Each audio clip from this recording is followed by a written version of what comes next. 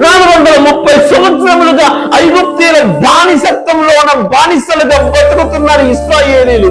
వారు ఆ వ్యక్తి పనులు చేయలేక వారు దేవునికి అన్న చదవము ఒకసారి.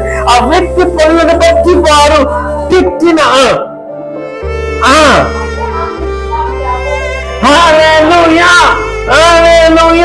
తమ వ్యక్తి పనులను బట్టి వారు పెట్టిన మొర దేవుని యొద్దకు చేరెను.